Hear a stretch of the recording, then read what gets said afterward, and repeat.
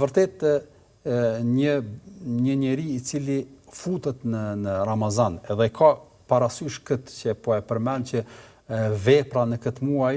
një vepër e caktuar, tash qoftë sadakaja, qoftë namazi apo edhe një fjalë e mirë, një ndihmës që e bën në rrugë, ka mbet dikush me makinën e tij dhe ti e ndal makinën dhe ndihmon, qoftë më siguru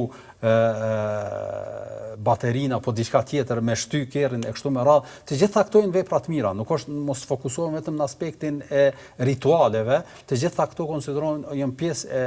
e bamirësisë dhe mirësisë në Ramazan, nëse një besimtar e kupton që kjo vepër e caktuar nuk është njëjtë sikur me kryen Ramazan edhe me kryen në ndonjë ditë tjetër,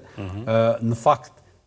kryerja e asaj punën në Ramazan e ka vlerën shumë fish më të madhe se sa në ditë tjera të zakonshme, atëherë nuk ka dyshim që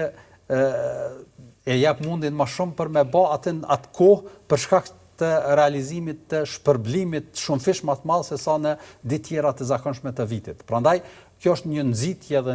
një shtyt shumë i jashtëzakonshëm për të ndoshta për mos më leju vetes së tij asnjë çast me i kalu e ai mos më kanë në ndonjë vepër të mirë që ai është duke fituar shpërblime për shkak të asaj vepre. Një farz sa 70 farze jashti. E kur këto bëhen tani në xhami, pastaj gjosha është shumë e madhe. Vlerat jashtëzakonshme për secilin që e ka parasysh.